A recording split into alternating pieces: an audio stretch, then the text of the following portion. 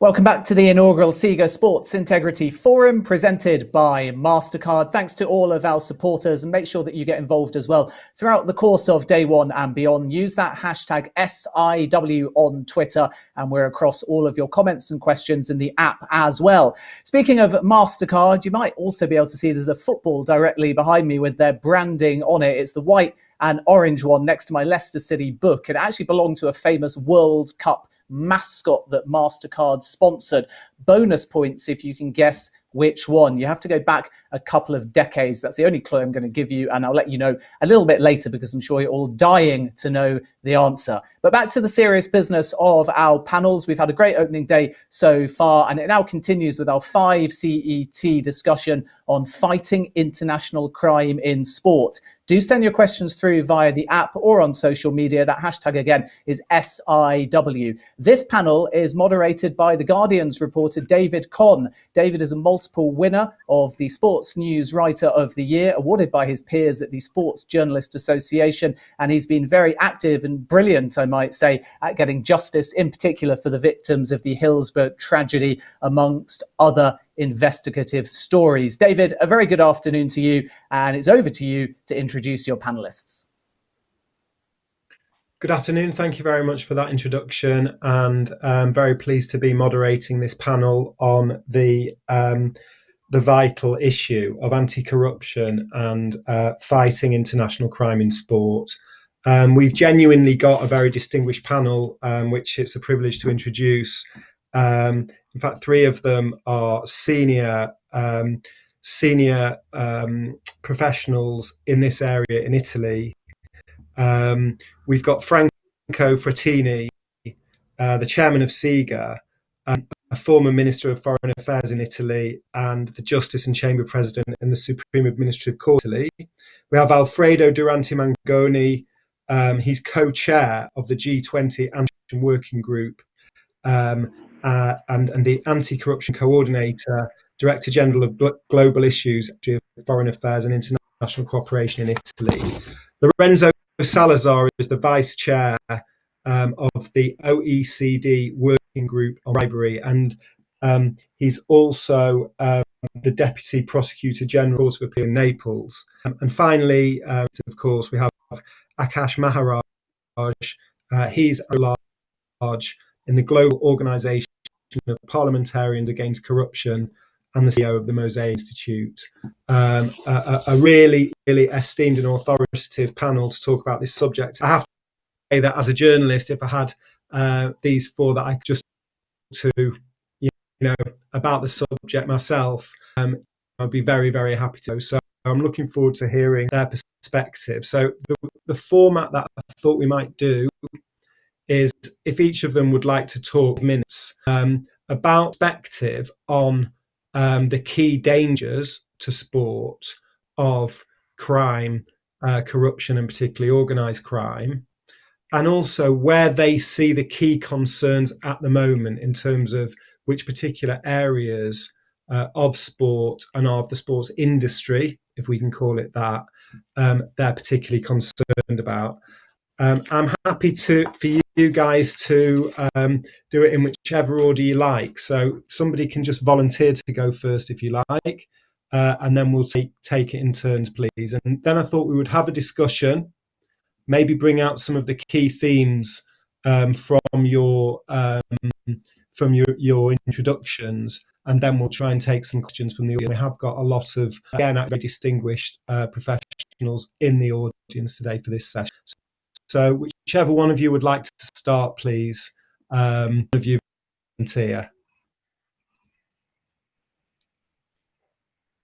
Maybe I can start. Lorenzo, would you like to go first?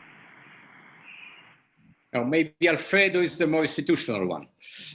Yes, institutional, because I'm dealing with the international multilateral cooperation on anti-corruption and integrity matters, and since at least 2016 we have highlighted sport as a risk area, and our perspective is to consider in a holistic way the manifold risks of corruption and malfeasance on the ground and also off the ground, taking into account the governance aspect of the world of sport, which involves a variety of private sector bodies. Within the main multilateral fora, namely the OECD and G20, sport is being addressed as also other risk areas, as we did in the past, for example, in customs or wildlife or integrity infrastructure areas.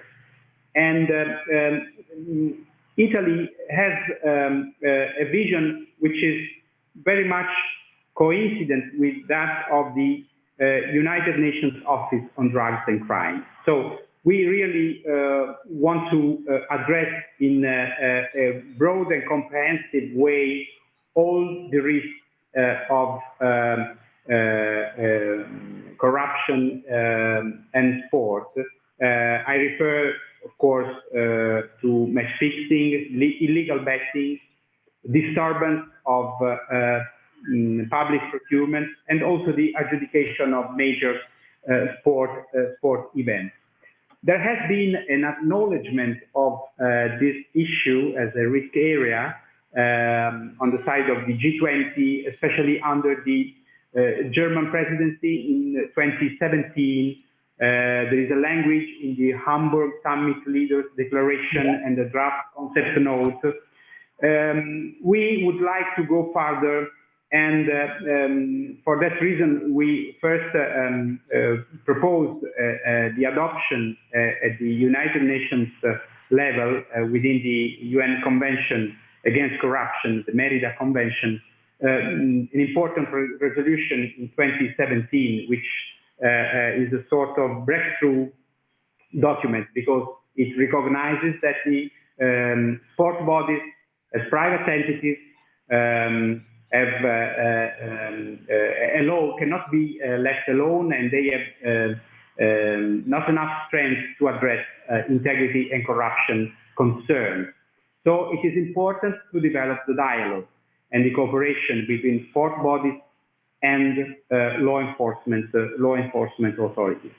Of course, the sports world is much public and much private sector, and as I said before, we need to closely involve and not just to consult sport bodies in order to define prevention and detection also standards. The criminal repression is not an end in itself. However, we have, in Italy, we have now a considerable experience on detection, investigation, and prosecution of match-fixing cases, especially. And we would like to take this issue forward in the framework of the G20 presidency next year. We are aware that sport is a fundamental driver, especially in lots of developing countries, driver of economic growth and of social inclusion. And we would like to accompany the G20 to move from raising awareness to a call to action, to define a document of principles on this. Thank you.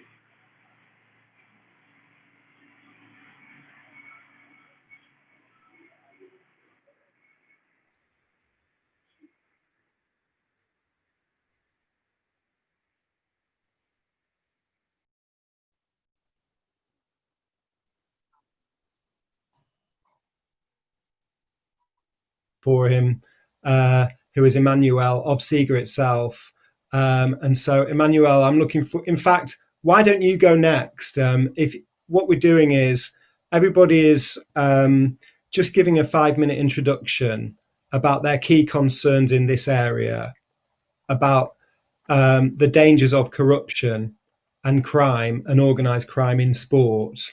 And I was asking what the key concerns are at the moment and the key areas of concern are. So, Emmanuel, from your position, why don't you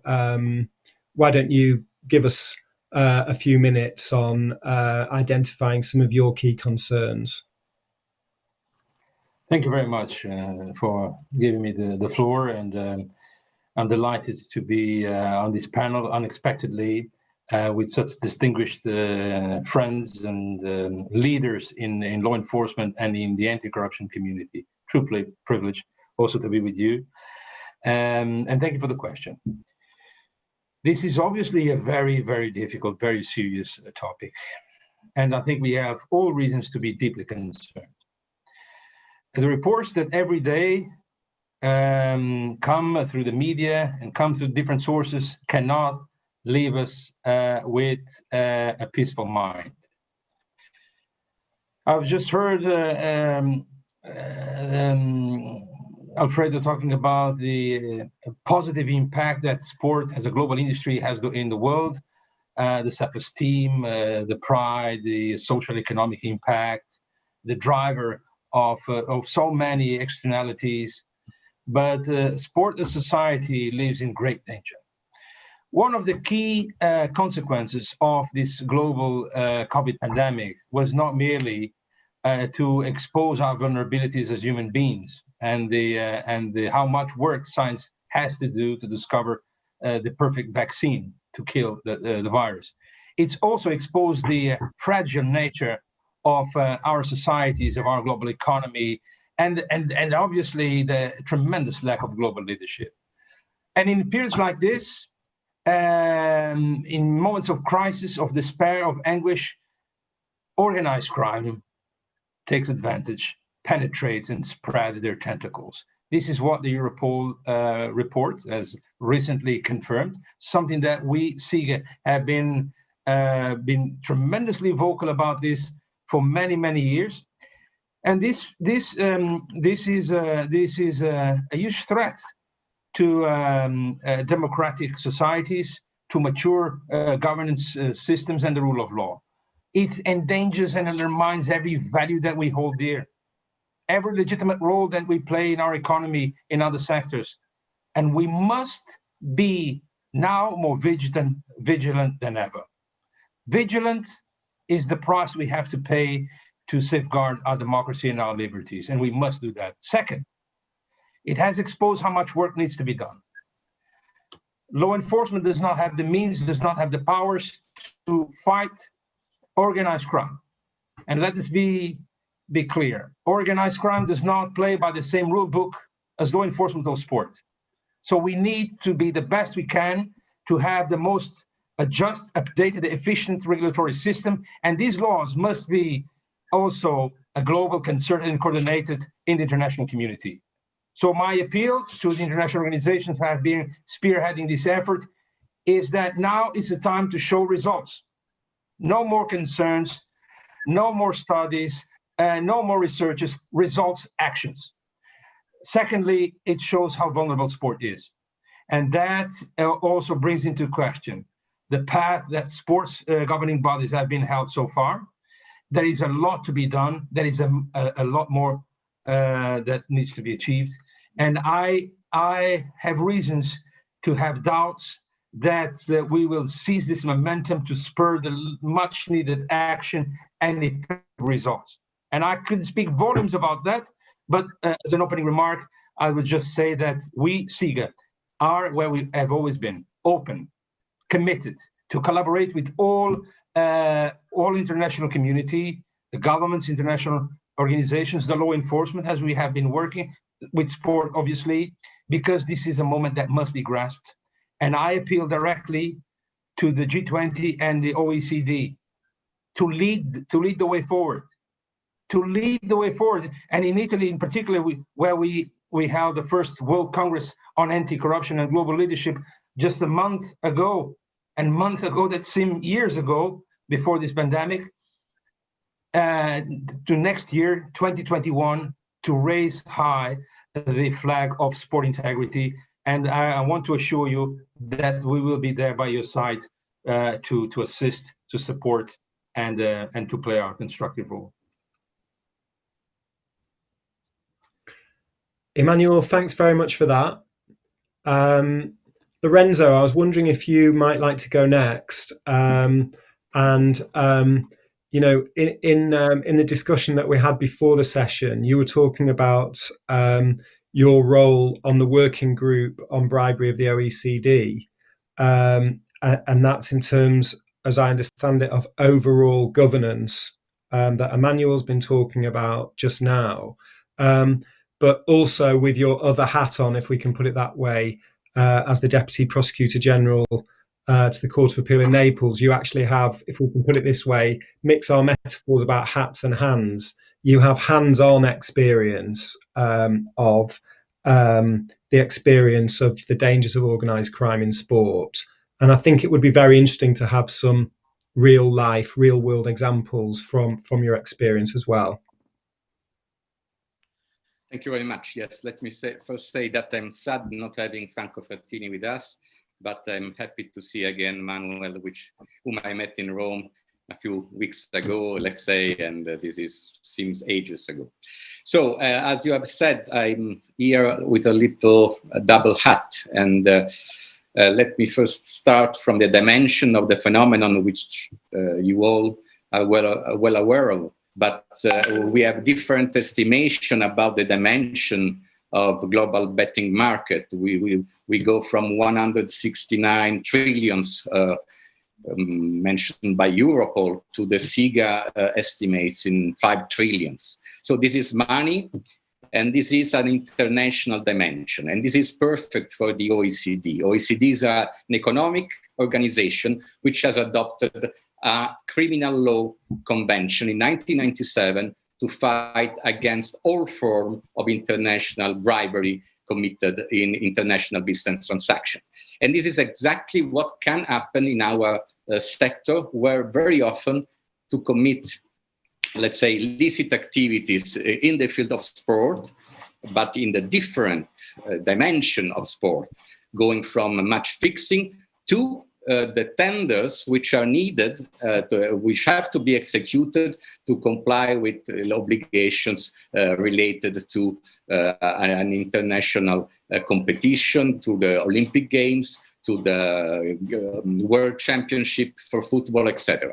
So we have any kind of bribery which can be committed, and all these illicit activities can fall under the competence of the OECD Convention and under the competence of our working group, which is not only a body which has a surveillance over the implementation of the Convention, but which is also with a very powerful monitoring system, which means that we really go with each state party to the Convention and we ask them, what are you concretely doing against bribery? And we are going also to check about the conduction of criminal cases. And this is the only case of monitoring where we really enter into criminal cases and we ask each state party, what are you concretely doing with this case? Why you didn't send out a rogatory commission to the other country, etc., etc. This is why we are considered to be the gold standard. These put us, as a working group on bribery, in the position to be a really effective monitoring, which allow, let's say, all states party which are party to the convention to be reassured that all are playing on the same level field when having to do with international bribery. And again, international bribery can happen also in matters related to sport. But let me try to have just a couple of minutes with my other hat, the one of Deputy Prosecutor General in Naples. And we have, as has already been said, a huge experience, unfortunately, here in Italy with organized crime and with corruption in the field of sport. Let me stress that we should not undervalue the dimension of the money laundering. How important is the purpose for criminal organization to launder money through illegal betting, for instance. And this is one of the perfect way to launder the money. And we also have, there is an element which must not be underestimated, in particular in some realities like the one I know the best, which is the Italian experience, also in terms of power, also in terms of consensus at political level, which can be exercised by criminal organization using sport in an illicit way to have and to create consensus also for political purposes in all among the people who are not always the most cultivated people who are fan of sports, to create consensus and to use this consensus also with illicit political purposes. This is something which has emerged in some way, in particular when elections are coming, and sports has been also illicitly used by organized crime to direct or redirect political vote, also by exactly using illicit betting, or also using the sport in the opposite way of that which it should be used, which is, let's say, using it for the best values of humanity. Thank you very much. Just one question for me, straight away to you, Lorenzo. How much of a present problem is that in Italy? How much of a current issue are those things that you're talking about? The influence of organised crime, the potential of money laundering, the use of sport by organised crime to peddle political influence. Are these real factors right now that you and other authorities are fighting against in Italy? Yeah, we had and we still have case of match fixing in Italy, which are very important. But at the same time, if our National Directorate Anti-Mafia has been involved also in some investigations having to do with illicit activities dealing with sport, is because we have elements to believe that organized crime has infiltrated also, for instance, in the stadium, football stadium, when we have many people there who are directed like an orchestra by some certain people who are the directors of this orchestra. Sometimes we have detected a relationship among these people and organized crime. And why this again? Because they can also influence the vote of these people, these thousands of people going to the stadium every week, etc. So we have evidence of this. We are investigating on this. I would say that in my reality, Naples, for instance, this has been clear. Certainly, we don't have the smoking gun for this. But our investigation, apart from match fixing, which is a real problem, are also going in other direction. And this is why also why we have made use of investigation techniques which are typical for organized crime, such as, for instance, whistleblowers, collaborators of justice, etc., making use of them also in our investigations in this, let's say, gray field of illicit activities having to do with sport. Thank you very much, Akash. Just to say again, is the Ambassador at Large of the Global Organization of Parliamentarians Against Corruption and the CEO of the Mosaic Institute. Welcome as the final panelist to give an introduction. What are your major concerns, Akash, to raise in this area? First of all, thank you, David, for the introduction, and thank you to SIGA for hosting this conference and for inviting me to be part of it. As you mentioned, yes, I am Ambassador at Large for the widely named Global Organization of Parliamentarians Against Corruption. But earlier in my life, I was also a national athlete for Canada in equestrianism. So as a result, combating international crime in sport is at the conjunction of two of the great passions of my life.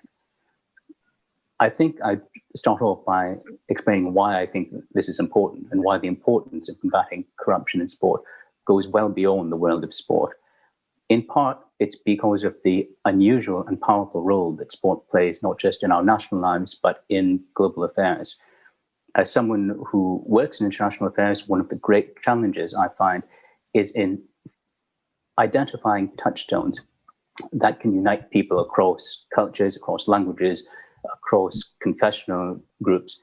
It is a vast and diverse world, and although it is easy to mouth the language of universal human rights and universal values and standards, it can be difficult to identify those activities that truly do bind the human race together.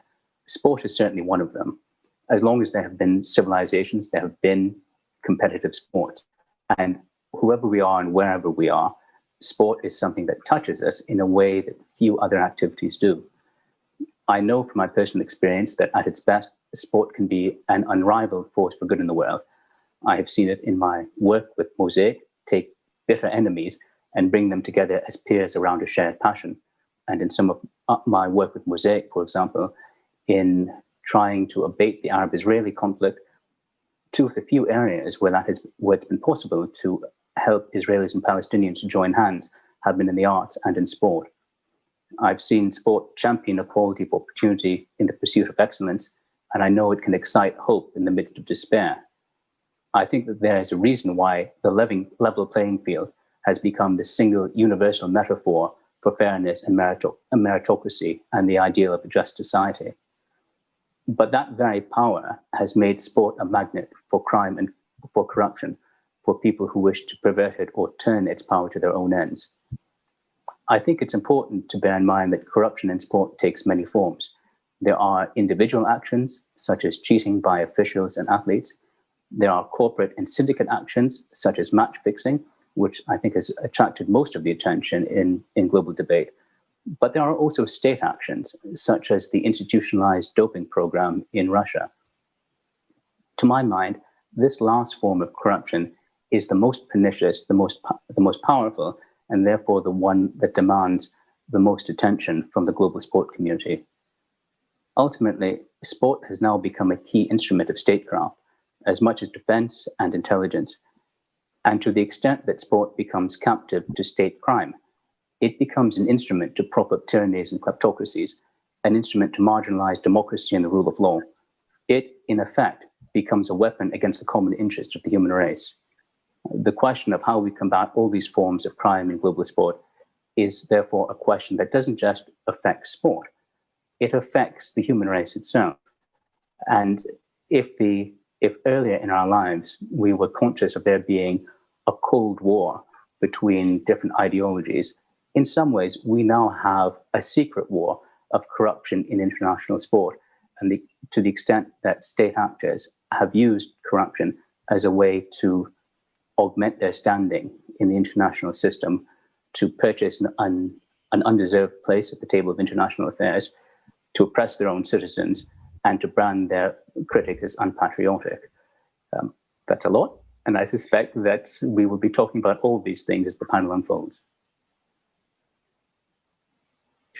Akash, if you don't mind me just picking up on that last point, which I think is, you made very powerfully and is very, very interesting and relevant. I mean, what are you thinking of when you talk about state involvement and, that almost like sport has become captive to state crimes?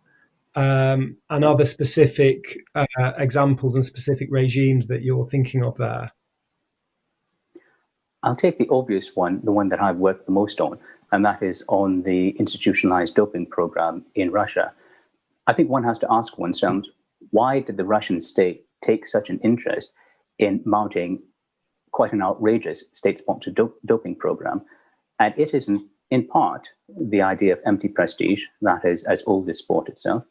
But I think more to the point, it provided the Russian government an opportunity, firstly, to say to its population that its form of dysfunctional government, which is effectively a kleptocracy, is nevertheless in some way, shape, or form superior to free states and free governments in the rest of the world. This is the sort of argument that we saw during the Cold War, when sport became a proxy between the free world and the unfree world about which system could deliver the goods for its population. But there's another aspect. And that is, for all of Russia's power and influence on the international stage, its population is desperately impoverished. And that is to a large extent as a result of corruption in the Russian state. Russia itself is quite a rich country, but the people of Russia are desperately poor because most of that money is being monopolized by a small cadre of politically connected actors. Cheating in sport and bringing to themselves unearned glory in sport is a way of palliating the population. It is in some ways trying to say to the population, although your refrigerator is empty, your television set is full of glories. In addition, because sport can excite naturally senses of nationalism and patriotism, it allows the government of Russia to brand its critics, that is, people who are criticizing corruption in the Russian state, as somehow unpatriotic, to say that those critics were not just attacking Russian political actors, but they were attacking Russian athletes and the sense of Russian greatness. There is a reason why, despite relatively meager resources, public resources, the government of Russia was, until the Sochi Winter Olympics, it was the major host of world championship sports across the world. No other country on the planet had hosted as many world championships as Russia. And they didn't do that for love of sport. They did that for love of power and for the love of the wealth it brought political actors. Thank you very much. And I think that really focuses the mind, and it's a very, very powerful analysis. And in a way, you could say that since the beginning of sport, and certainly since the beginning of professional sport, then the beginnings of international prestige competition, and obviously then with the money in sport growing and growing, you could say that these problems, or at least the vulnerability of sport to this exploitation, has always been there, couldn't you? And the phenomenon that you're talking about of nation states seeking prestige through sport, it almost is what international sport is nations seeking prestige through that. So you're talking about its vulnerability to corruption and to crime within that process. Emmanuel, I was just wondering, from your perspective, from the SIGA perspective, very interesting to hear Lorenzo talk about Italy match fixing still being a big problem. Akash talking about Russia, a huge sporting scandal that everybody in the world knows about. Where, if we can put it this way in some kind of summary, and without asking you a huge question, but that doesn't take too long to answer, where geographically, if you like, are some of the biggest danger areas? Because from a parochial British point of view, I think a lot of people's main concerns about sport in some ways is about the over-commercialization of it, and of it actually becoming too corporate, and not generally about the involvement of criminal elements. And that where there have been concerns about match fixing, let's say in English football, it's been at a very, very low level of the game. So where do you see some of the key genuine problem areas for this? Well, I think there were various and very important topics mentioned, and very sensitive nerves touched, and all of them require a deeper discussion and a deeper reflection. But all of them are vulnerable points that require immediate attention, and above all, immediate action. In the world of sport, you cannot just highlight one geographical area, because the true nature of global crime is global activity. And sport as a whole is very, very vulnerable, as it is all economic sectors. For me, you have clear threats that are related with players' transfers and the obsolete status of the international transfer system as far as financial transparency is concerned. That is linked also to the apathy and the lack of action and leadership by governments, who have brilliant speeches. They even organize international summits against corruption in business and in sport, as David Cameron has done in 2014 with some countries, and proclaim, now is the time and we will take action. But then we look to the Panama Papers 5 years later, and we ask ourselves, what has changed? Are the vulnerabilities related to the transfer of players and coaches and the financial transactions associated with this being properly tackled? Question mark. Then you look to the club ownership investments, mega investments. Where is this money coming from? Where is it going to? What level of scrutiny is done regarding the ultimate beneficial owners?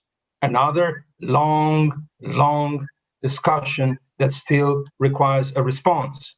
What is being done in terms of the construction of sporting infrastructures or the organization of major sports events? What is happening with the cybercrime? So the vulnerability in sport is perhaps a mirror of the vulnerability that we have in all our society. So it is very difficult to isolate one area, because in reality, it's the whole system. And for me, it is unthinkable to allow and to perpetuate this status quo of slow pace of change, of conformism, of dialogue as an end in itself, rather than getting in place the right legislation, endow the law enforcement with the means and resources that they need to tackle organized crime, which is a cancer to the whole society and the global democratic systems, and train and education, because at the end of the day, we are talking about cultural change. And I mentioned the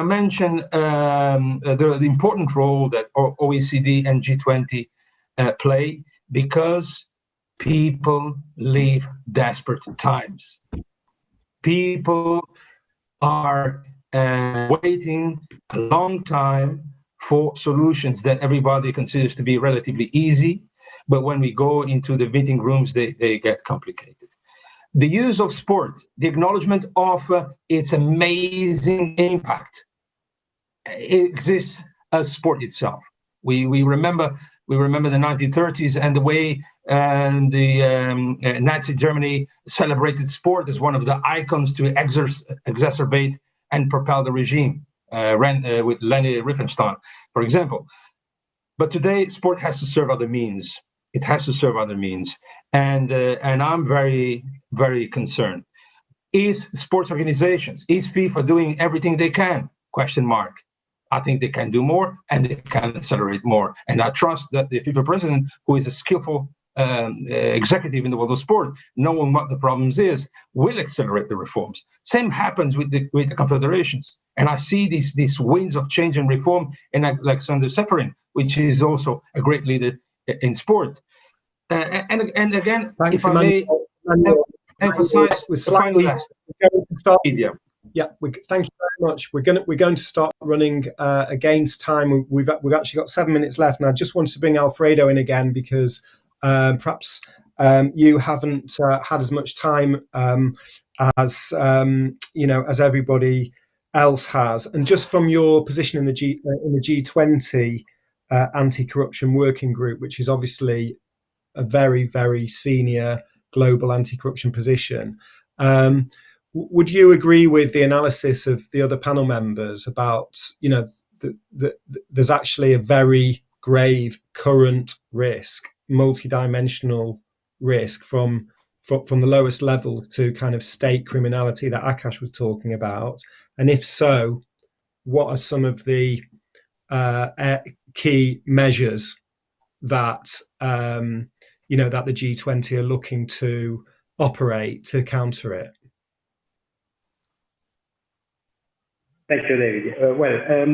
I would like to stress, especially after Lorenzo's intervention, that the infiltration of organized crime in sport is really a key concern.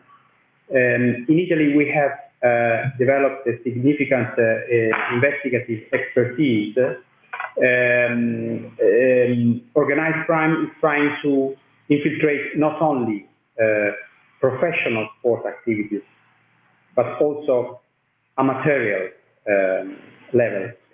So we are very aware of the extent of the threat the National Anti-Mafia Prosecutor has clearly explained the extent of the threat when he addressed a G20 OECD side event 2 years ago, and by the way, he was also guest to the last SIGA Congress a few months ago. So we can highlight this aspect exactly because we do not want to push the dust under the rug. We have a strong detection and prosecution system whose linchpin is the independence of public prosecutors and the mandatory criminal action. And that's why at the G20 level, at the multilateral level, we want to strengthen the awareness of the infiltration risks everywhere, because criminal networks are taking root in all continents and countries. And we will explore ways and means to strengthen the dialogue and the cooperation between sport bodies and state authorities and law enforcement authorities. We will try to reinforce the multi-stakeholder approach in this field, in the sport integrity area. And of course, we are open to any contribution also from SIGA through the usual procedures of the G20 process. We have several engagement groups, B20, C20, and I'm confident that we will find a way to collect your suggestions, your analysis, and try to include these suggestions in our drafting. Thank you. Alfredo, thank you very much. We've actually got exactly 3 minutes left. We've had 130 people signed up to be in the audience for this event, and we're very grateful to all of them for signing up. It's actually, as I said earlier, quite a distinguished and expert group of people in the audience. I've just been looking, it includes academics.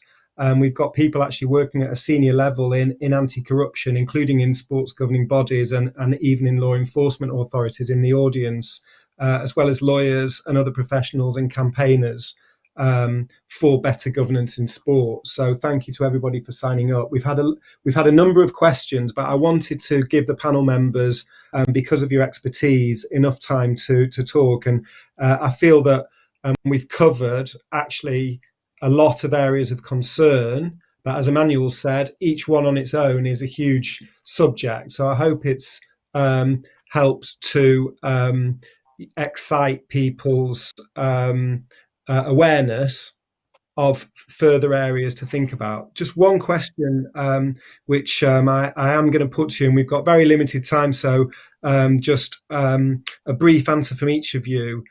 Ruby Ann Caguan, who's president and chairman of the Filipino Authority for Motorcycle Sports, says, how do we protect whistleblowers?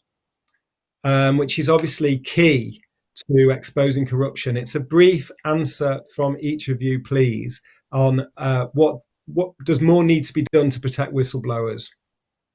Because they can end up being the victims, can't they? Lorenzo, what would you say to that? I would just say that, as I maybe anticipated before, that those countries who have more experience with organized crime, with fighting and preventing organized crime, can, let's say, fight better against this phenomenon. The whistleblowers problem is a problem which should cover both the public and the private sector. We know that the legal nature of sport organization can differ from one country to another. So it is essential to have a legislation on this, essential legislation which covers private and public sector, and a legislation which is effective in the sense that is effectively implemented. And on this, also our working group can contribute to the effective implementation of this. Thank you. Thank you. Akash, you may get the last word here because we're running out of time. 20 seconds for you on whistleblowers. Very quickly, for whistleblowers on a national basis, countries with a developed rule of law need to have legal frameworks to protect them. On an international basis, other countries need to be prepared to provide safe harbor to whistleblowers who have blown the whistle on their own governments. The state-sponsored doping program in Russia that I spoke about was only exposed because actors in that process were given safe harbor in the United Kingdom and in the United States. And finally, I'd say in the culture of sport, we have to look at whistleblowers and speak of whistleblowers as heroes rather than as people who have betrayed their colleagues. And too often we do the latter rather than the former. Thank you very much. I think that's a great note to end on, whistleblowers as heroes. Thanks very much to our distinguished panel for all your thought-provoking contributions, and thanks to the audience and everybody for signing up and for your questions. Thank you very much. Thanks, Dave.